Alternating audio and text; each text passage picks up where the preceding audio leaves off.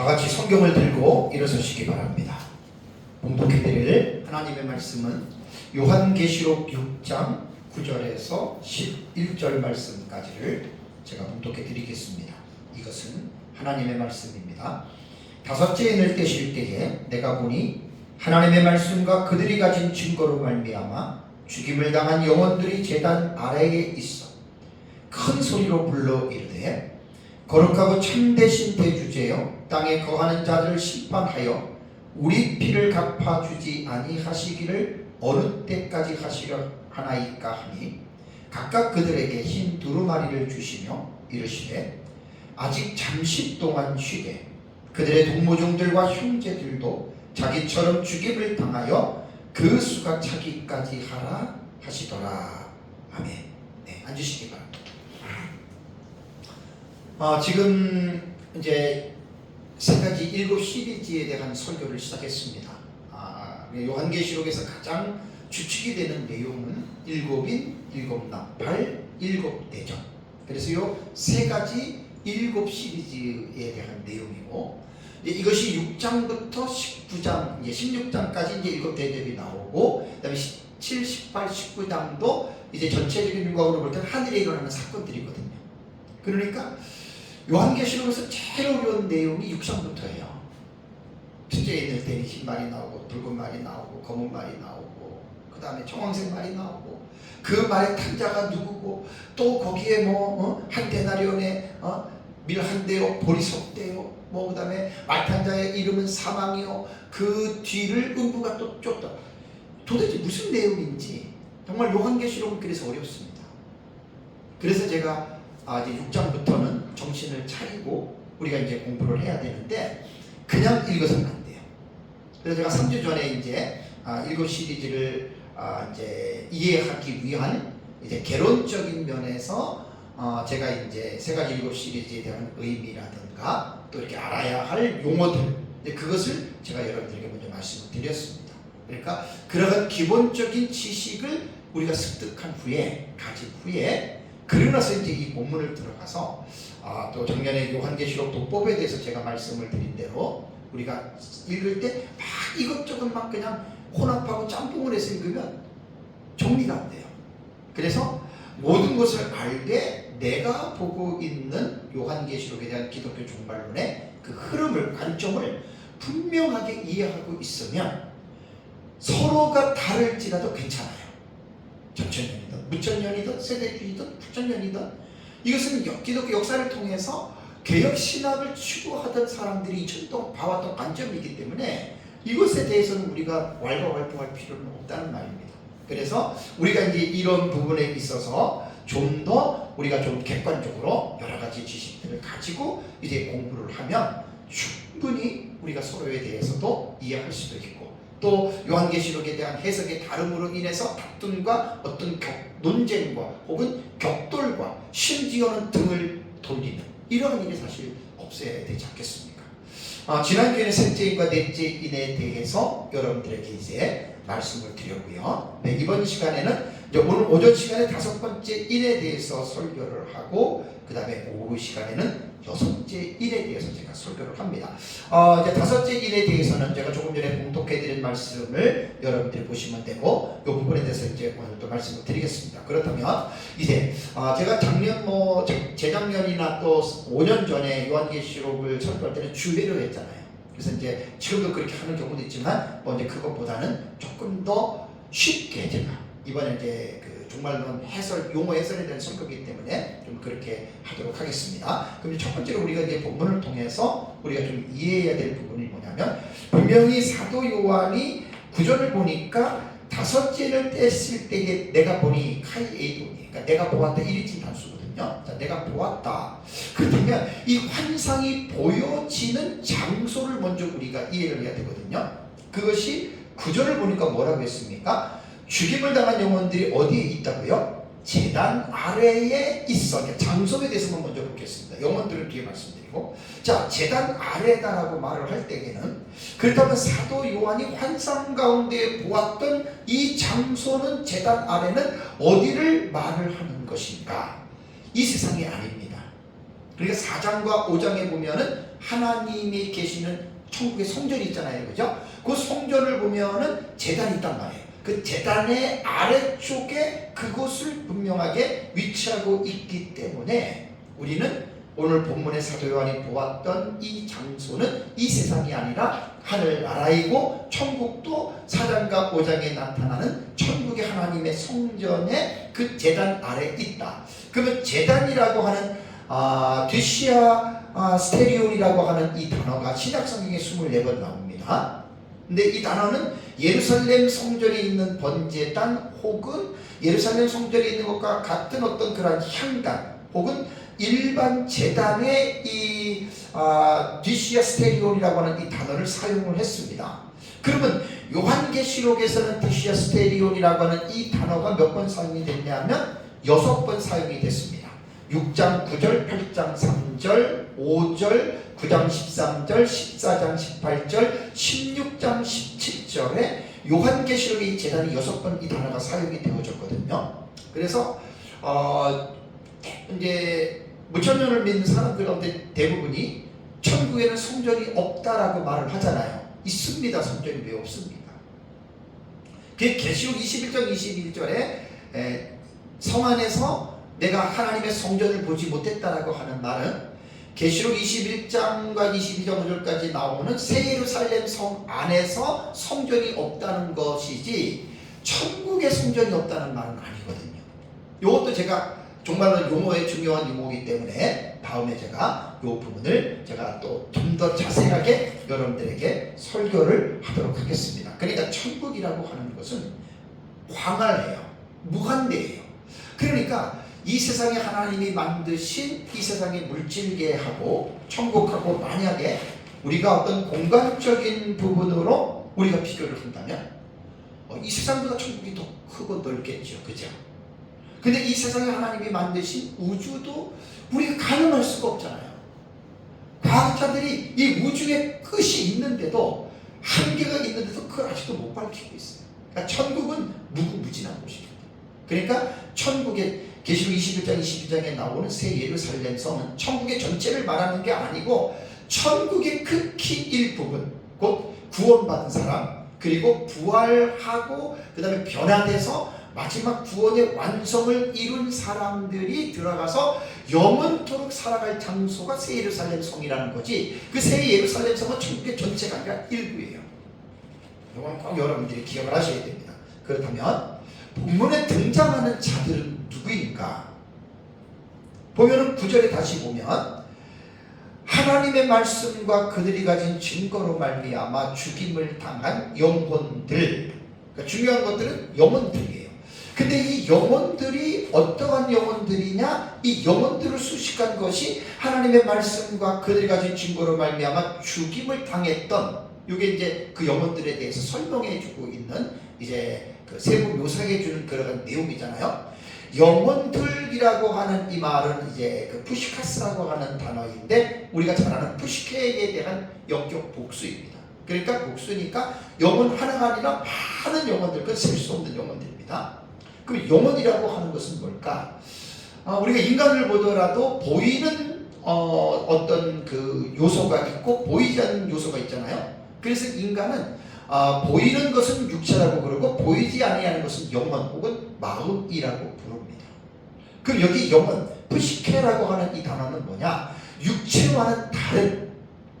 그러니까 이것은 영혼은 인간의 눈으로는 보이지 않아요. 그렇지만 영적으로는 형체가 있어요.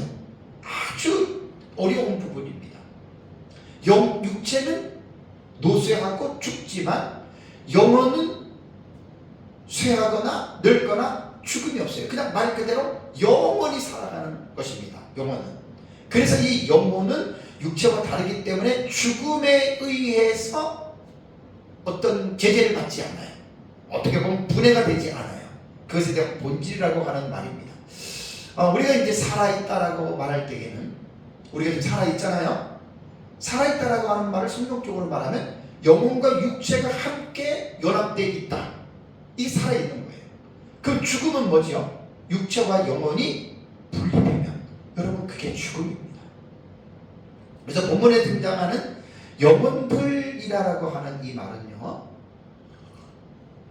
구절에서 말씀하는 것처럼 이미 죽임을 당했으니까, 우리가 세상에서 죽으면 육체는 매장을 하거나 화장을 하죠. 영혼은 안 죽잖아요. 그 영혼은 하나님이 주신 곳으로 가는 거예요. 구원받은 사람은 천국으로 들어가고, 구원받지 않은 사람들은 영원히 부자가 갔던 지옥으로 하데스의 음부에 떨어진다, 그 말입니다. 그러니까 여기는 지금 장소가 아까 조금 전에 말한 대로 이 세상도 아니고 지옥도 아닌 하나님의 나라는 천국입니다. 거기에 이러한 수많은 그러한 영혼들이 있다. 그래서 이 영혼들을 앞에 조금 전에 말씀드린 대로 그 영혼들은 어떤 자들이냐, 수식한 것이 하나님의 말씀과 그들이 가진 증거로 말미암아 죽임을 당한, 수동태잖아요. 죽었던 자들이에요. 그러니까 다른 사람에 의해서 죽임을 당한 자들이라는 말이에요. 근데 그냥 이것이 뭐 죄를 짓고 혹은 잘못해서 혹은 어떤 상대와의 어떤 그러한 이익 때문에 내가 어떤 불이익을 당해서 죽는 그런 죽음이 아니에요. 그 죽음의 성격이 뭐냐면 하나님의 말씀과 그들이 가진 증거 때문입니다.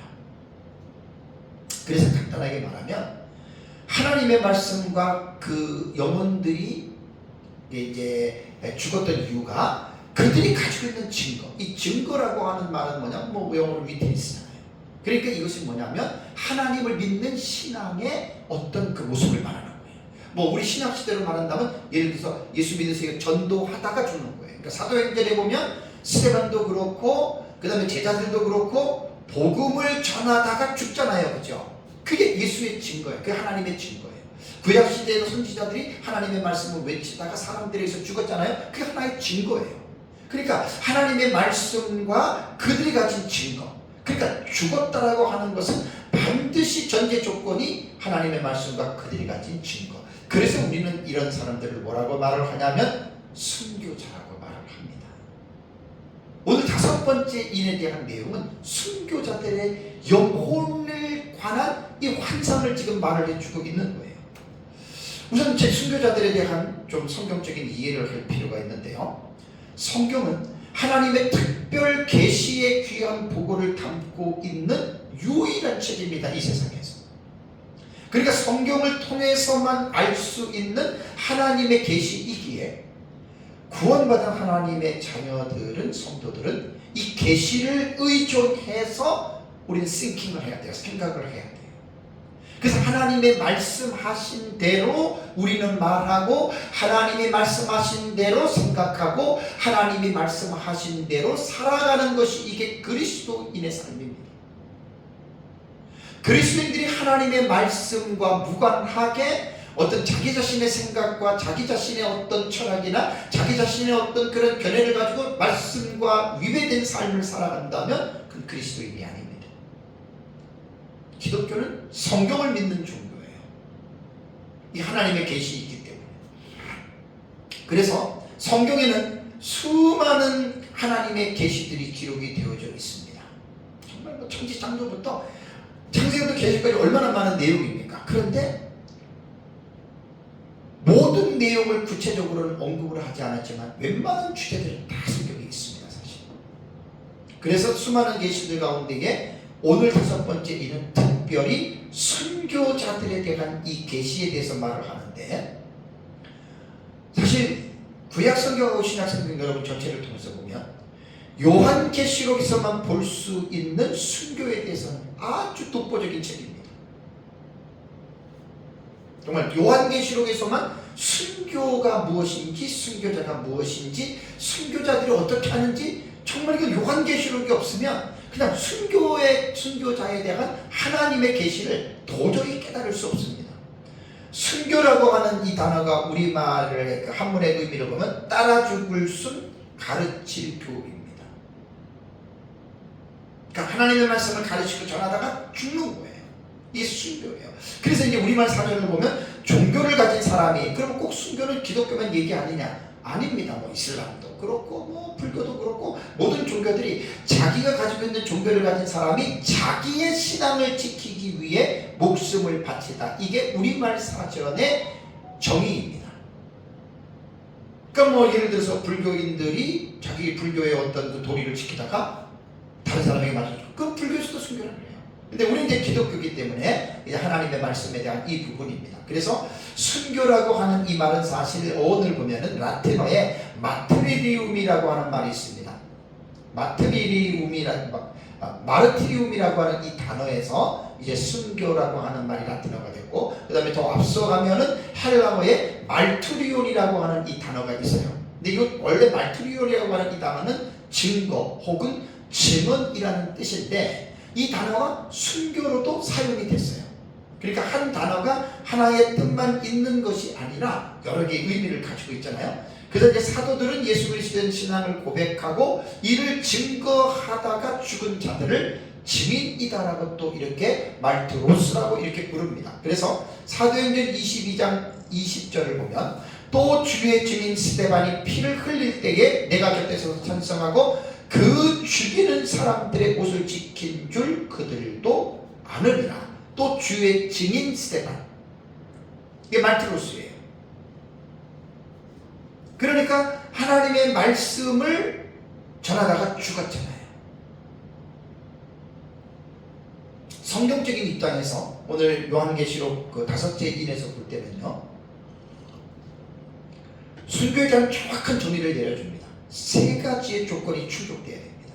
첫 번째는 뭐죠? 하나님의 말씀과 연관이 있어야 됩니다. 두 번째는 그들이 가진 증거와 연관이 있습니다. 세 번째는 뭡니까? 결과적으로 죽어야 됩니다. 근데 이 죽음은 그냥 죽는 게 아니라 앞에 말하는 2가지의 전제적인 조건에 맞춰서 그 둘 중에 하나 때문에 죽으면 그것을 여러분 순교라고 말하는 거예요. 아무리 하나님 말씀 때문에 또 자기가 가지고 있는 어떤 그 증거 때문에 뭐 매를 맞고 감옥을 갇히고 아무리 그래도 죽지 않고 살았다, 여러분 그럼 순교로 볼 수가 없습니다. 그래서 요한계시록에서 말하는 순교는 이 3가지의 요소가 복합적으로 일치가 되어야 된다는 말입니다. 그래서 요한계시록에는요, 순교자들을, 이거 요한계시록만 나온 거라 그랬어요. 정확하게 2 부류의 순교자가 있다. 대표적인 부분이 계시록 20장 4절입니다. 자, 우리 계시록 20장 4절을 같이 가볼까요? 그러니까 이게 아까도 좀 전에 말씀드린 대로 요한계시록이 없었다면 순교자에 대해서는 사실 어느 곳을 보더라도, 창세기부터 앞에 유다서까지 65권을 보더라도 만약에 요한계시록이 없다면 이렇게 순교자들에 대한 분명한 정의와 그 순교자들이 2가지 부류가 있다라고 하는 것을 도무지 여러분 알 수가 없습니다. 자, 20장 4절은 너무 중요해서 제가 이 부분은 많이 설교를 했습니다. 자, 20장 4절을 보십시오. 또 내가 보좌들을 보니 거기에 앉은 자들이 있어 심판하는 권세를 받았더라. 요 A절을 여기서 딱 구문을 잘라야 됩니다. 파트를. 그 다음에 또 2번째가 뭐죠? 또 내가 보니 예수를 증언함과 하나님의 말씀 때문에 목배임을 당한 자들의 영혼들과, 여기서 또 2번째 패러그래프를 끊고 다음에 또 할 때 3번째입니다. 짐승과 그의 우상에게 경배하지 아니하고 그들의 이마와 손에 그의 뼈를 받지 아니한 자들이, 여기도 일단 문장 구문을 끊어야 됩니다. 그 다음에 이제 마지막 4번째 D절이 살아서 그리스도와 더불어 1000년 동안 왕노릇하니. 계시록 20장 4절도 되게 어렵습니다. 여러 가지 해석들이 있습니다. 그래서 저는 역사적 전천년 입장에서 미래적인 입장으로 볼 때 계시록 20장은 천년왕국에 관한 부분이거든요. 역사적 전천년은 예수님 재림 이후에 19장에 재림하시고 20장에 천년왕국이 이 땅에서 이루어지는 그 천년왕국의 어떤 한 가지의 특정한 어떤 그 모습을 클로즈업해서 20장 4절, 5절, 6절을 말했다는 거예요. 그래서 이제 20장 4절에 초반절 A절을 보면 또 내가 보좌들을 보니 거기 앉은 자리에서 심판할 권세를 받았다. 자, 요한이 딱 봤어요. 근데 보좌들이 있어요. 근데 거기 앉아서 심판을 하는 사람들을 봤어요. 이게 첫 번째 딱 본 내용이에요.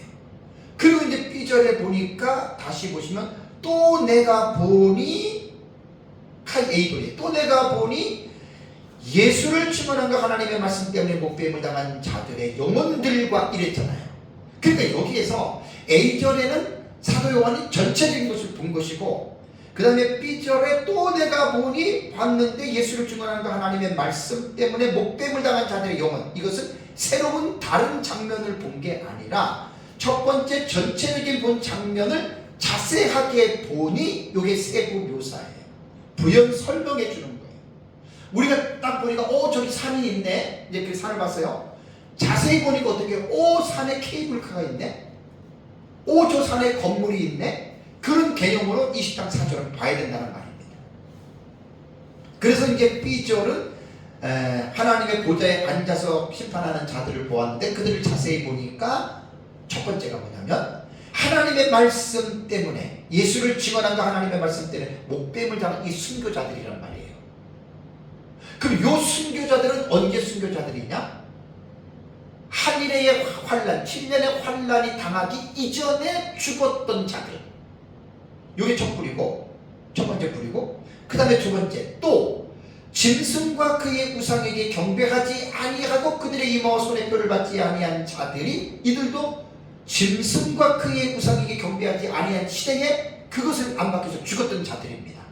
그래서 요 자들은 뭐냐? 환란 중에 순교한 자들이다. 그러면서 이제 그 뒤에 나오는 동사 에제살이 살아서라고 하는 말은 무천년에서 말하는 영혼이 사는 것이 아니라 이렇게 환란 전에 죽었던 순교자들과 환란 중에 목숨을 잃었던 순교자들이 영혼이 에제살 부활했다. 이렇게 해석한 거예요. 역사적 전체. 그래서 계시록 20장 4절에는 순교자들을 두 가지의 부류로 나눕니다. 환란 전 순교자와 환란 중에 죽었던 순교자들. 그러니까 이게 요한계시록이 만약에 없다면 순교자들에 대한 인포메이션에 정보를 얻을 수가 없어요.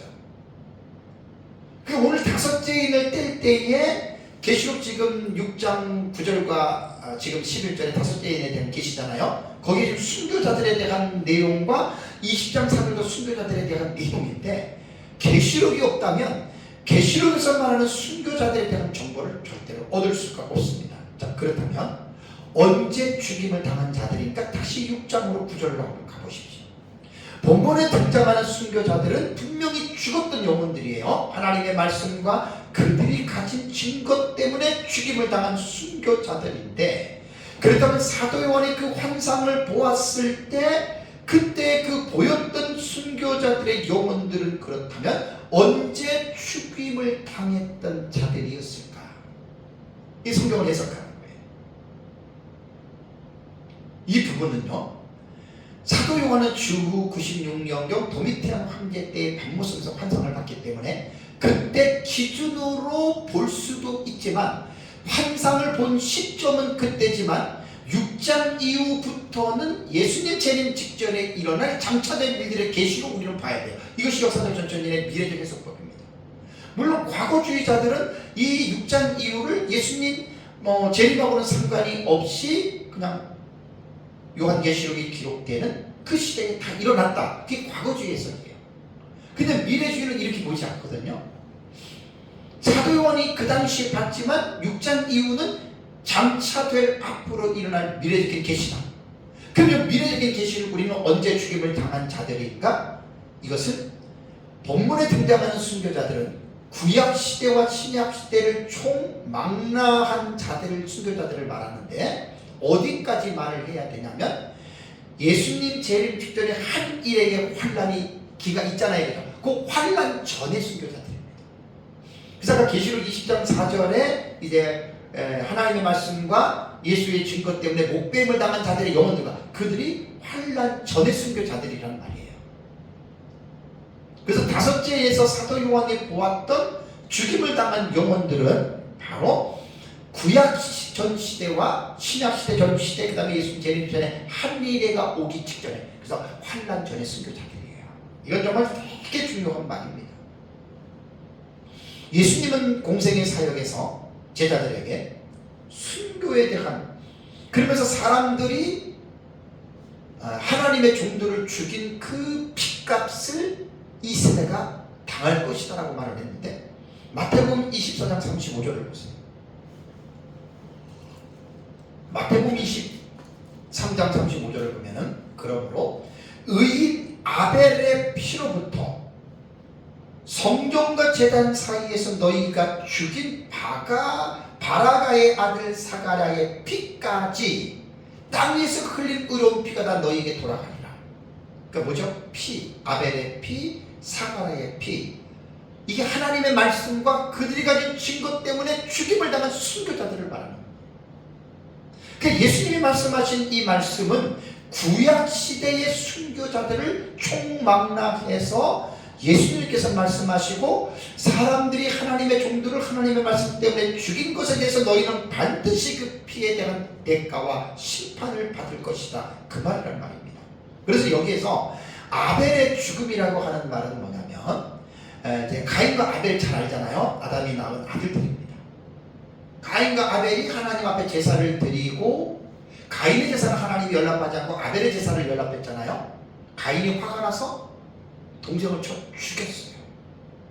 그러니까 이것을 우리는 어떻게 해석을 합니까? 그냥 가인이 화가 나서 홧김에 동생 아벨을 죽였다라고 생각하는데 예수님은 그 구약에 나타난 사건을 그렇게 인간의 감정에서 화가 나서 죽였던 사건으로 예수님은 말하지 않습니다.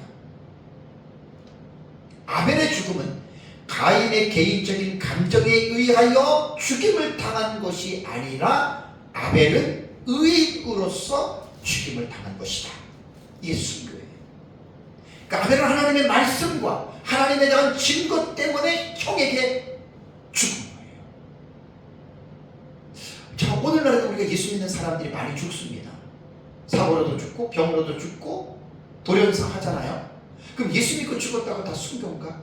아닙니다. 그냥 죽은 거예요. 그래서 앞에 제가 말씀드린 대로 순교의 세 가지의 요건이 충족돼야 돼요. 하나님의 말씀, 그들이 가진 증거, 예수의 증거, 그 다음에 그것 때문에 죽어야 돼요. 세 가지가 복합적으로 딱 돼야지만이 그것을 순교라고 말하는 거예요. 그러니까 아벨의 죽음도 예수님은 순교의 죽음 안에 넣은 거예요. 그리고 사가랴에 대한 죽음에 대해서 말을 했죠. 자, 보면 성전과 제단 사이에 너희가 죽인 바라가의 아들 사가랴의 피까지 이렇게 나오잖아요. 이것은 성경을 모르는 사람들은 이 말이 무슨 말씀인지 몰라요. 역대하 24장 20절에서 22절을 보면은 여기 보면은 이제 사가랴는 여호야다의 이제 손잡벌 되는 사람입니다. 그러면 여기서 보면은 분열왕국 시대의 남유다의 8대 왕이 요아스였어요. 요아스가 7세의 왕위에 오릅니다. 8번째 유다 왕조에. 근데 그때 요아스가 어떻게 7살 된 요아스가 왕위에 오르느냐? 그 위에 할머니가 아달랴잖아요. 아달랴가 싹 죽입니다.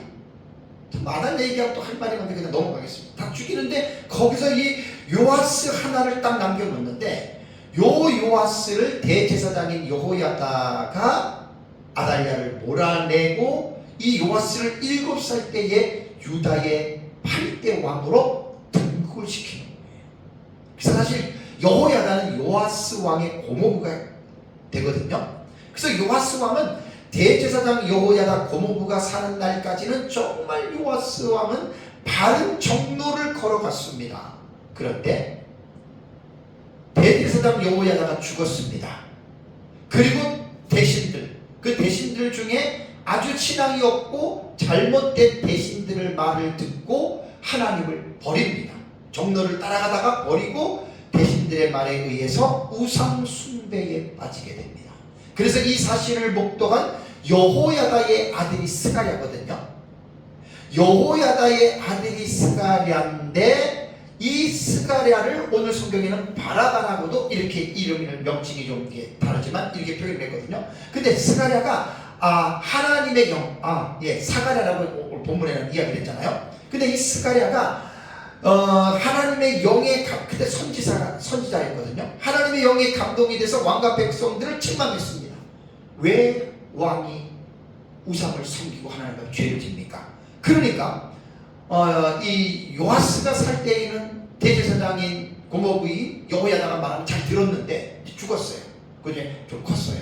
그리고 이제 대신들의 말을 듣고 우상을 막 섬겨요. 근데 이제 그 손잡벌 되는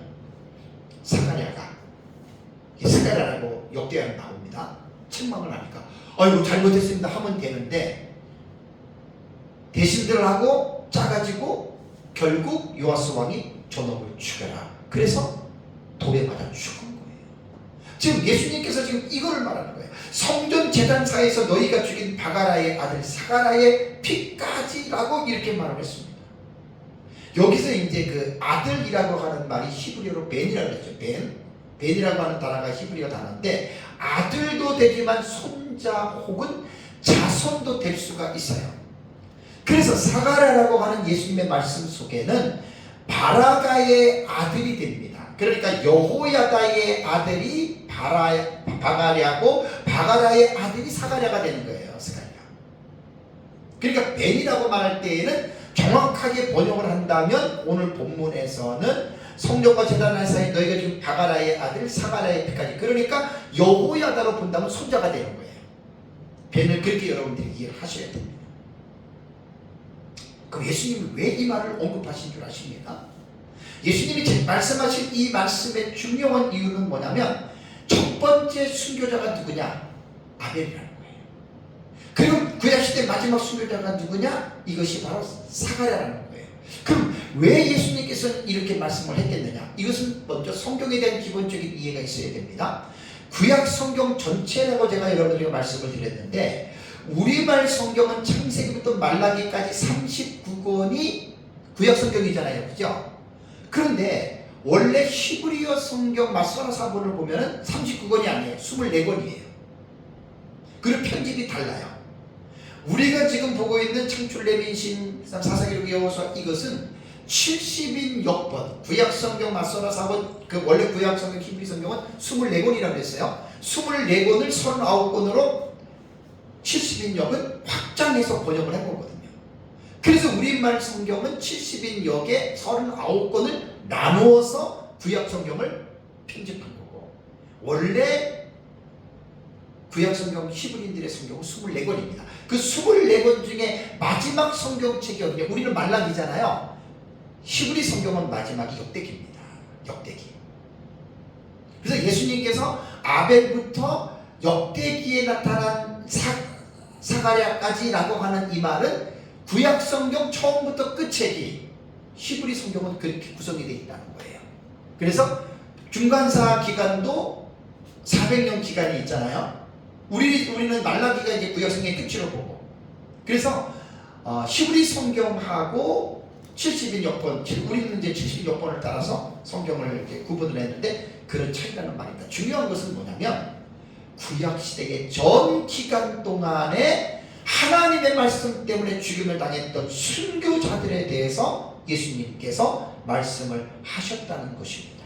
구약 시대 이제. 그렇다면 요한계시록 지금 5장인 6장 9절에서 말하는 순교자들의 영혼은 구약 시대 순교자들만 말하느냐? 아니라는 거예요. 조금 전에 말씀드린 대로 신약 시대 전 기간인데 언제까지냐면 예수님 재림 직전 한 일회가 이루어지기, 환란이 이루어지기 전까지. 그러니까 지금도 죽는 자들이 이 영상, 이 환상 속에 포함이 되는 것입니다.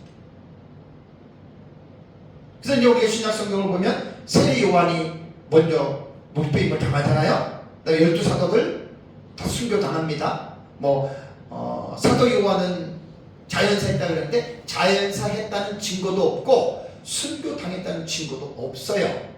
그냥 학자들이 추론해서 사도 요한은 자연사했다고 하는데 저는 그렇게 보지 않습니다. 왜? 그것 증거도 없고 이것 증거도 없고 저것 증거도 없어요. 저는 100% 사도 요한은 순교했다고 믿는 사람입니다. 어차피 양쪽에 증거는 하나도 없어요. 그러니까 저는 예수님의 12제자는 다 순교였습니다. 저는 이렇게 봅니다. 그 다음에 이제 사도행전을 보면 스데반이 순교가 나오죠. 스데반 돌에 맞아서. 그 다음에 신약 성경에도 많은 순교자들이 있고 지금 약 성경이 기록된 2000년이 되는 이 시대에도 지금도 순교자들이 있고 옛날에도 엄청나게 많았습니다. 중세 로마 시대의 종교개혁 이후에 로마 캐톨릭이 죽인 사람만 해도 6천만 명이 넘는다 그러잖아요. 다 순교자예요. 왜? 말씀 때문에 죽었잖아요.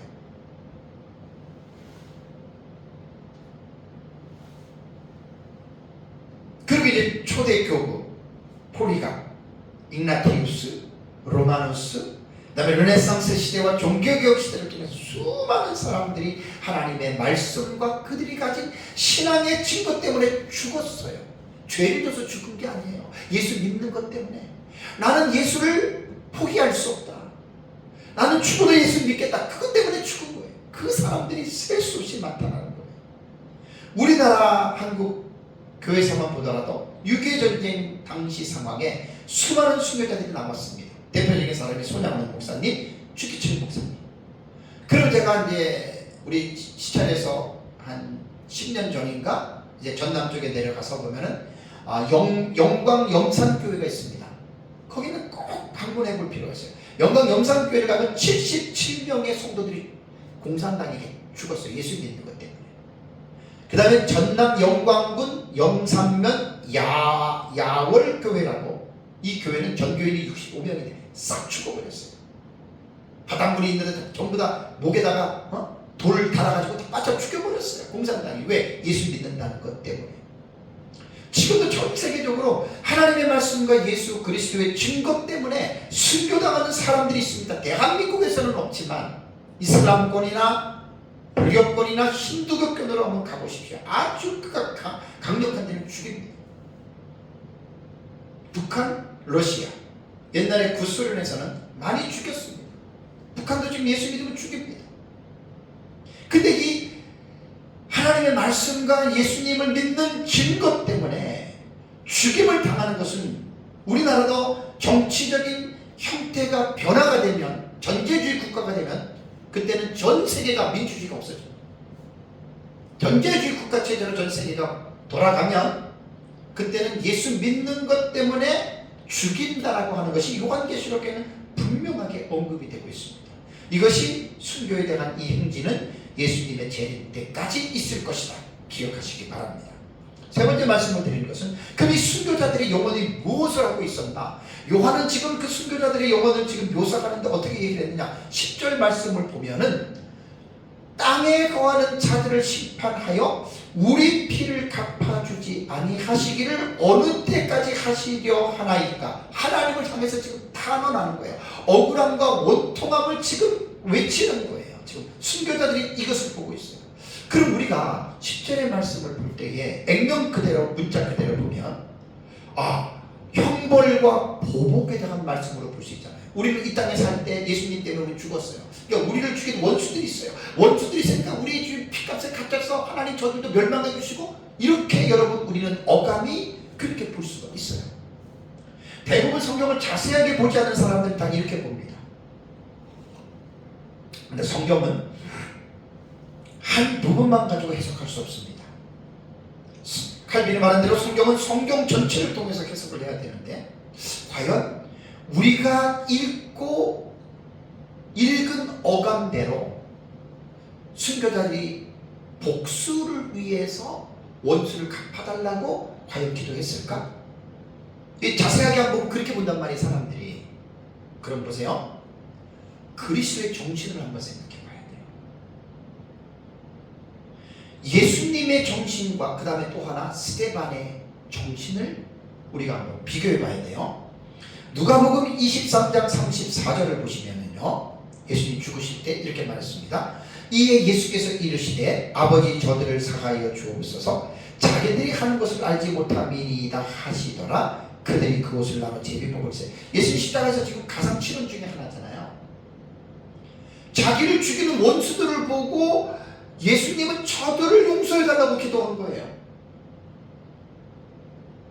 사도행전 7장 59절과 60절을 보시면, 그들이 돌로 스데반을 치니, 유대인들이죠. 스데반이 부르짖어 이르되 주 예수여 내 영혼을 받으시옵소서 하고 무릎을 꿇고 크게 불러 이르되 주여 이 죄를 그들에게 돌리지 마옵소서. 자기는 돌에 맞아 죽어요. 스데반이 뭐 잘못했나요? 하나님 말씀 전했잖아요. 예수 전했잖아요. 돌에 맞아 죽은 거예요. 억울하잖아요. 하나님 저들을, 내 원수를 갚아주세요. 스데반은 그렇게 기도하지 않았어요. 예수님도 저들을 용서해달라고, 저들의 죄를 저들에게 돌려주지 마세요. 그러면 예수님과 스데반의 이 정신과 지금 5개를 뗄 때 환란전의 순교자들의 이 정신은 다르게 보이잖아요. 그죠? 그런데 여기서 이제 중요한 것은 뭐냐면 해석이 중요한 거예요. 해석이. 과연 다를까?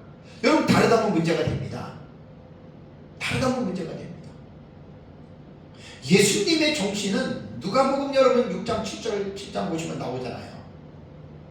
너희 원수를 사랑하고 저주하는 자를 축복하고 미워하는 자를 선대하고 모욕하는 자를 위해 기도하라 그랬잖아요. 예수님은 말쟁이가 아닙니다. 말로만 그렇게 하신 게 아니라 실제로 예수님의 공생의 삶이 그렇게 사셨어요. 그 죽으면서도 그들을 용서해달라고 예수님 기도하시잖아요. 그러니까 이거 우리가 6장에서 지금 10절의 말씀을 문자 그대로 이것을 그냥 해석하면 예수 그리스도의 정신과 위배가 되는 해석을 할 수가 있습니다. 그래서 제가 이제 제 책에도 써놨지만 주경신학자들의 해석을 쭉 연구를 하다 보니까 크게 두 가지로 해석이 됩니다. 첫 번째는 교부들의 해석으로서 성도들을 핍박하고 죽이는 자들을 심판하는 말이 아니라 마귀를 벌리라고 하는 것이다. 이것이 오이쿠메니우스라고 하는 묵시록주의 6세기의 수사학자인 오이쿠메니우스라고 하는 교부가 이렇게 해석을 했고, 존자 베다라든가 제 책에는 세 사람의 교부들에 대한 이 성경 해석을 했는데, 그들은 개인의 원수에 대한 보복을 해달라고 한 것이 아니다 이렇게 했습니다.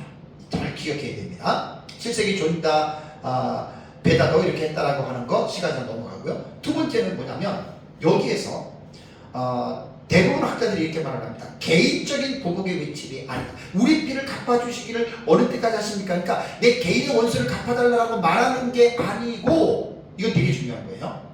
신적 하나님의 공의에 대해서 호소한 것이라고 봅니다. 이게 옳습니다. 스데반은 저들에게 돌리지 말고 예수님을 용서해달라고 말한 것도 그냥 어떻게 보면 자신을 죽이는 원수에 대해서 정말 저들을 불쌍히 여달라고 긍휼과 자비 가운데 기도했지만, 여기에서 말하는 다섯 번째 인을 뗄 때 환난전 순교자들이 하나님 앞에 탄원했던 이 내용은 개인의 원한을 갚아달라고 하는 보복성의 기도가 아니라는 거예요. 만약에 우리가 이것을 보복성으로 본다면 그건 우리가 성경을 잘못 읽는 거예요. 그래서 하나님의 공의에 대한 탄원입니다. 그러니까 내가 죽었으니까 억울하니까 복수해 주세요, 이게 아니라는 거예요. 개인의 원한과 복수가 아니라 하나님의 공의에 호소해서 하나님께서 이 모든 일들을 하나님의 뜻대로 이루어 주세요. 우리는 이렇게 본문을 해석을 해야 됩니다. 그래서 순교자들의 탄원에 대한 이 기도를 여러분 우리가 오해하면 안 된다라고 하는 거, 이런 것들을 꼭 여러분들이 기억하셔야 됩니다. 자, 로마서 12장 19절과 20절 보실래요? 로마서 19장 20절, 그러니까 구약성경과 신약성경은 같은 하나님의 뜻이에요. 로마서 12장 19절과 20절을 보시면 바울은 이렇게 말했습니다. 내 사랑하는 자들아, 너희가 친히 어떻게 해요? 원수를 갚지 말고 하나님의 진노에 맡기라. 참 얼마나 멋있습니까? 구약 시대에도 이런 개념이에요. 신약 시대에도 똑같은 개념이에요. 기록되었을 때 원수 갚는 것이 내게 있으니 하나님이 내가 갚으리라 주께서 말씀하시느니라. 그러면서 오히려 기독교는 어떻게 돼야 됩니까? 내 원수가 줄이거든 먹이고 목마르거든 마시게 하라. 그리하므로 내가 숯불을 그 머리 위에 쌓아 놓으리라 라는 말씀이 나오죠. 여러분은 예수님 믿고 구원받은 하나님의 백성입니다. 나를 죽이려고 우리 가족을 죽였던 원수라도 절대로 원수는 내가 갚는 게 아닙니다. 우리는 절대로 미워할 자격도 없습니다, 여러분. 이게 성경이 우리에게 말하는 거예요. 원수를 사랑해야 되는 거예요. 이게 예수님께서 말씀하시고 예수님이 그렇게 사셨고, 예수를 믿는 우리도 아무리 나를 미워하고 원수 같은 사람이 있다 하더라도 우리가 그를 미워하고 그를 원수처럼 생각하고 우리는 죄 짓는 거예요. 그 자체가 죄 짓는 거예요. 하나님의 말씀을 두려워하시기 바랍니다. 하나님의 말씀을 절대적으로 믿고 순종하시기 바랍니다. 원수를 미워하는 것이 아니라 원수를 사랑하라. 너가 원수를 갚으려고 하지 말고 원수 갚는 것도 하나님의 진노하심에 맡기라. 이게 바울이 로마서 12장 19절과 20절에 말하는 거예요. 그래서 세상 사람들은 원수를 지면 말로 받았으면 되로 갚잖아요. 아니, 되로 받았으면 말로 갚잖아요. 이거 세상 사람. 그리스도인들은 나를 죽이더라도 그래도 우리는 그를 미워하면 안 됩니다. 아시겠어요? 이게 기독교 정신이고 그리스도의 정신이에요. 근데 이것은 신앙이 없으면 불가능한 겁니다. 그리스도의 믿음 없으면 이걸 절대로 못합니다. 부부끼리 싸워가지고 이혼하잖아요. 사랑해서 이혼했습니까? 미워서 이혼했죠. 그 예수 믿는 사람들 회개해야 돼요. 그건 정말 잘못돼요. 그러니까 그리스도인은 교회를 다닌다고 그리스도인이 아니에요. 하나님의 말씀대로 믿고 사는 게 그게 여러분 리얼 크리스천이지. 교회를 다니면서도 말씀과 동떨어진 말씀과 반대되는 삶을 살면서 어떻게 내가 I'm 크리스천이라고 말을 할 수가 있겠어요? 그게 처치맨이에요. 그냥 교회만 왔다 갔다 하는 사람일 수밖에 없는 거예요. 그리스도인은 우리의 주인이신 그리스도를 따라가는 자입니다. 그리스도께서 생각하고 말하고 행동했던 것들을 부족하지만 그래도 죽을 때까지 예수처럼 사는, 작은 예수가 그러잖아요. 그 예수님처럼 살아가는 그 삶을 살아가는 그것이 여러분 크리스티아노스예요. 헬로 예수쟁이 그리스도인이라는 말입니다. 우리 영어로는 크리스천이잖아요. 헬라어로는 그게 초대교회 때 크리스티아노스라고 해가지고 그거는 예수쟁이, 아주 그 비난하는 거야. 저 사람들 예수쟁이들이야. 근데 그 정말 멋있는 사람들이잖아요. 그래서 다섯째 낼 때 개인의 원한, 순교자들이 내 원한을 보복하고 갚아달라, 이렇게 성경을 읽으면 잘못 읽는 거예요. 성경 해석을 잘해야 됩니다. 그 다음에 이제 하나님의 응답이 나오죠. 11절 보겠습니다. 이렇게 이제 탄원했어요. 기도했어요. 자, 11절 보니까 각각 그들에게 흰 두루마리를 주시며 이르되 아직 잠시 동안 쉬되 그들의 동무종들과 형제들도 자기처럼 죽임을 당하여 그 수가 자기까지 하라 하시더라. 이게 도대체 무슨 말일까요? 참 중요한 내용입니다. 자, 우선 첫 번째, 위로의 말씀을 주신 거예요. 잠시 쉬라. 그러면서 흰 두루마기를 주시면서 잠시 쉬라 그랬잖아요. 여기까지 잘라서 제가 말씀을 드릴게요. 자, 흰 두루마리는 믿음으로 구원을 받은 성도들에게 주어지는 하나님 나라의 의복으로 생각하면 됩니다. 상징적으로. 그러면서 이 흰 의복은, 흰 두루마리는 뭐냐? 순결과 승리의 상징입니다. 그러니까 보세요. 이 순교자들은 하나님의 말씀 때문에 하나밖에 없는 목숨을 어떻게 해요? 버렸잖아요. 그러니까 하나님의 말씀 앞에서는 순결한 자들이에요. 순결. 그리고 신앙을 버리지 않고 죽었기 때문에 신앙생활을 어떻게 한 거예요? 니꼰띠 승리한 거예요. 6.25 전쟁 때에 공산군들이 그리스도인을 세워놓고 믿을 거야 안 믿을 거야? 믿으면 죽이고 안 믿으면 살려주고, 목숨을 부지하기 위해서 나 안 믿을게 그럼 산단 말이에요. 그 신앙의 승리자가 아니잖아요. 그러니까 여기서 흰 두루마리는 순결과 승리에 대한 상징으로 우리는 해석을 합니다.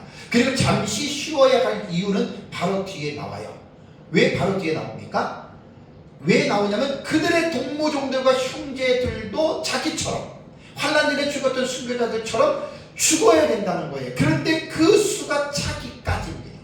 이야, 요한계시록이 아니면 도무지 순교에 대한 이해를 할 수가 없어요. 요한계시록이기 때문에 이 순교에 대한 이 부분을 구체적으로 다는 아니지만 몇 가지를 여러분들이 이렇게 언급을 한 겁니다. 여기서 잠시 쉬라고 하는 이 미크로스라고 하는 이 헬라어 단어는 긴 시간이 아닙니다. 짧은 시간입니다. 그래서 이제 제 책을 보시면 알겠지만 첫째 화가 끝나면 하나님의 진노의 대심판이 이루어지는 후 3년간 그 어간에 일어날 것이다. 이렇게 제가 주의를 했고 넘어가겠습니다. 그렇다면 언제까지 쉬라는 말일까? 조금 전에 말한 대로 저기 동무종들과 형제들도 자기처럼 죽어야 된다.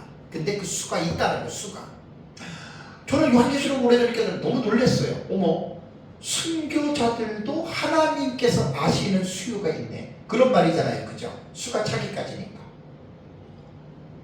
그러니까 이건 하나님만 아시는 거예요. 그 하나님의 말씀과 그들이 가진 증거 때문에 죽는 자를 하나님은 아세요. 그 숫자를. 근데 그 숫자가 딱 하나님이 아시는 숫자가 차면 그때까지만 쉬라는 거예요. 그래서 여기 보면 저희 동무종들과 형제들이라는 말이 나옵니다. 제 책을 보면 서기를 좀 해놨습니다. 그래서 이 카이호이 쉰돌로이 그 다음에 아우톤 카이 아델포이 아우톤이라고 하는 이 단어를 서기를 하면 이렇게 읽으면 됩니다. 저희 동무종들 그 다음에 즉 저희 형제들. 그러니까 본문에 나오는 순교의 제후자를 대상은 두 부류가 아닌 거예요. 어떤 학자들은 동무종들을 따로 하고 형제들 따로 두 가지를 해석을 하는데 원문을 서기를 하면 두 부류가 아닌 동일한 대상입니다. 저희 동무종들 곧 그들은 저희 형제들이다. 이렇게 한 부류로 보는 것이 저는 옳다고 봅니다. 그래서 여기서 이제 하나 조금 더 자세하게 볼 것이 순교의 수요가 차기까지 참 놀라운 일이에요. 이게 성경을 안 보면 우리가 이걸 어떻게 알겠어요? 플레로도신이라고 하는 말은 이제 찬다는 말이거든요. 하나님께서 정해놓은 그것이 딱 정해요. 그러니까 우리는 장차될 일들의 계시에서 하나님의 놀라운 계획을 우리는 알게 된 거예요. 성경을 통해서. 창세기 이후 수많은 사람이 하나님의 말씀과 그들이 가진 증거로 인하여 순교를 당한 영혼들이 구약시대 예수님 말씀에 엄청 많아요. 그리고 신약시대도 엄청 많은데 하나님께서는 구원받을 사람을 예정하신 것과 같이 순교자의 수도 하나님이 아신다는 거예요. 놀랍지 않습니까? 근데 여기에서 우리가 이제 오해하면 안 될 게 순교자의 수요가 정해졌다라고 하는 말은 하나님께서 순교를 당하게 하셨다 이렇게 보면은 조금 억지적인 해석이 돼요. 하나님은 전지하신 분이기 때문에 어떤 사람이 순교하실 것을 다 알고 계신다. 그래서 하나님은 다 알기 때문에 하나님 편에서는 수요가 정해진 거란 그 말이에요. 그래서 환난 전 순교자들이 지금 하나님 앞에 탄원하는 내용이기 때문에 잠시 동안 조금 짧은 기간이지만 너희들처럼 이 세상에서 예수 재림 직전에 순교당할 자들이 있다는 거예요. 그들이 순교를 다 당하게 되면 그때는 너희들이 하나님의 공의를 위하여 탄원했던 그 기도대로 어떻게 해요? 하나님이 공의의 심판을 하신다. 자, 18장을 가보세요. 계시록 18장. 정말 성경 보면 너무너무 기가 막힙니다. 자, 24절 볼까요? 계시록 18장 24절 보세요.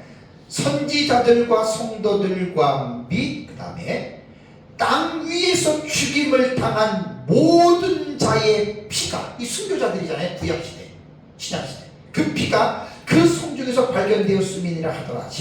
계시록 18장은 이 세상 심판하는 거예요. 하나님이 이 세상을 심판하는 이유 중에 여러 가지가 있지만 24절은 구약시대와 신약시대의 하나님의 말씀과 그들이 가진 증거 때문에 죽였던 순교자들의 피값을 하나님이 이 세상의 심판을 통해서 하나님 갚아주신다. 그러니까 여기 다섯 죄인에서 순교자들이 하나님을 향하여 탄원의 기도를 했잖아요. 그 잠시만 쉬어라. 조금만 기다려라.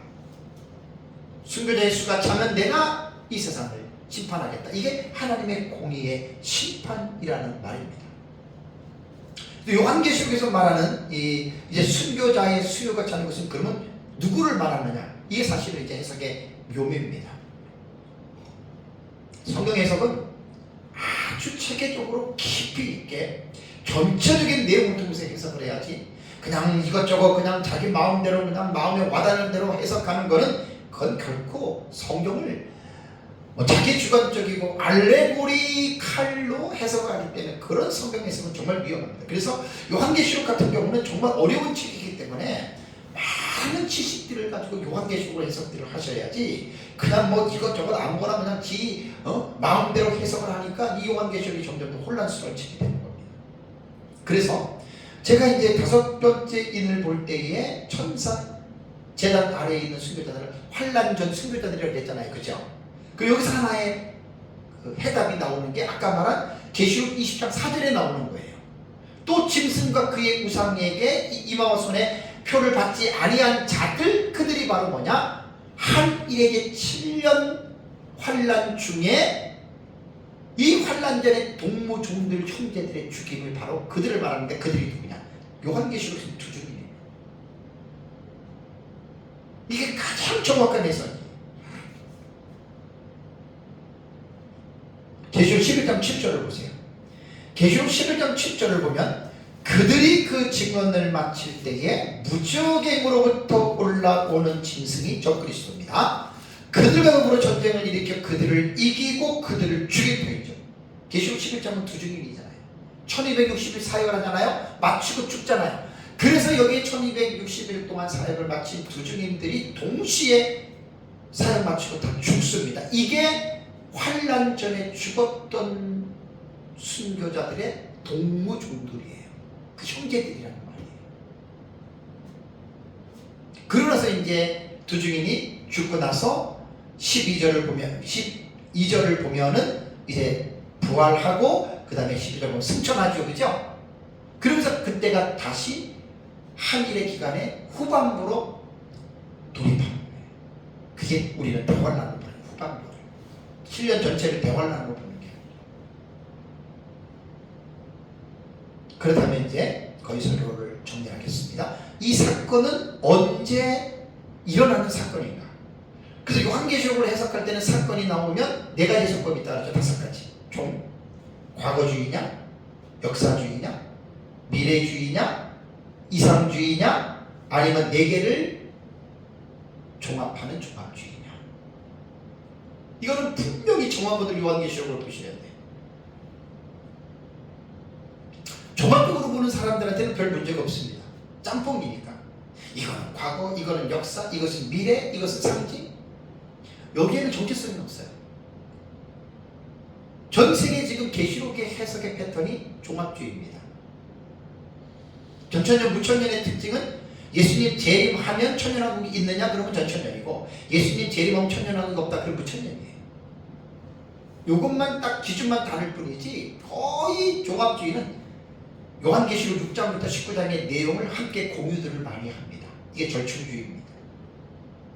지금 전 세계의 요한계시록 해석의 패턴은 절충주의, 종합주의로 가버렸어요. 그래서 이제 전과 같이 하나의 특징만 강조하는 시대처럼 논쟁이 이제 많이 이제 사라진 거예요. 저는 종합주의 별로 안 좋아합니다. 정체성이 불분명하니까. 그래서 저는 역사적 전천년주의를 저는 이제 고집을 하는 겁니다. 그래서 다섯째 이는요, 넷째인 다음에 기록된 계시이지만 사건으로 볼 때는 넷째 인의 사건이 일어난 다음에 일어나는 것은 결코 아닙니다. 물론 시기적으로 볼 때는, 사건으로 볼 때는 넷째 인 다음에 일어난 사건도 맞긴 하지만, 우선 요한계시록 볼 때 처음에 말씀드린, 제가 3주 전에 말씀드린 대로 기록된 순서대로 사건이 일어날 수도 있지만 아닐 수도 있다라고 하는 거 꼭 기억해야 됩니다. 그래서 저는 제가 보는 관점은 이제 이 다섯째 인의 사건은 이제 한일에게 전반부가 있잖아요. 1260일 42살 뭐 3년 6개월 있잖아요. 전반부의 마지막에 5개월 전에 일어나는 화가 있지요. 그 첫째가 황충화예요. 아마 그 황충화가 일어나는 어떤 그 시점에서 다섯째 인이 떼어져서 천상에서 보니까 황충화 때 그 피해자와 가해자 말씀을 드렸잖아요. 황충화의 가해자는 성도들입니다. 그러니까 성도들이 땅에서 엄청나게 지금 적그리스도 세력에서 핍박을 받으니까 이 순교자들이 하나님 앞에 탄원한 거예요. 우리도 죽었는데 좀 밑에 지금 저들이 지금 성도들이 지금 예수 재림죄를 고난받고 있지 않습니까? 그럼 주님 언제까지 저들을 내버려 둘 겁니까? 지금 그걸로 우리는 해석을 해야 돼요. 그리고 실질적으로 황충화 때에는 하나님이 죽이지 못했기 때문에 죽는 사람 없어요. 실제로 죽는 사람들은 1260일 마친 두 증인들이 끝나고 죽는 거예요. 사랑하는 성도 여러분, 다섯째 인의 내용은 순교자들에 대한 아주 귀한 정보를 우리에게 제공하고 있습니다. 성경 어느 곳에도 나오지 않는 아주 귀한 내용이기 때문에 순교에 대한 부분을 계시록 6장 9절과 11절과 20장 4절에서는 다른 성경에서는 볼 수 없는 순교자에 대한 귀한 정보를 여러분 우리는 배우는 거예요. 우리 이걸 믿는 거예요. 우리 이걸 믿어야 돼요. 고대 학자들과 현재 일부 학자들이 이렇게 주장하는 사람도 있습니다. 순교적인 정신을 가지고 사는 사람들도 순교자의 반열에 올려놔야 된다. 안 됩니다. 왜? 죽은 자들이어야 합니다. 순교는 성도의 입장에서 하나님을 사랑하는 최고의 방법이 순교입니다.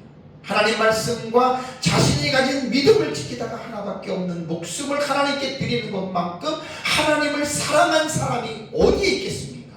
이들에게 주어지는 것이 첫째 부활의 복을 하나님이 주시는 겁니다. 이 순교의 역사를 아벨부터 시작되어 구약의 전 시대와 신약에 이르는 예수님의 제자들과 지금도 전 세계적으로 이루어지는 이 역사, 그리고 예수님 재림 직전에 이 순교의 그런 시대가 옵니다. 잘 준비해서 여러분의 믿음으로 하나밖에 없는 목숨이지만 하나님의 말씀을 더 중요하게 여기고 여러분들이 믿음으로 승리하는 삶을 살아가시기를 주님의 이름으로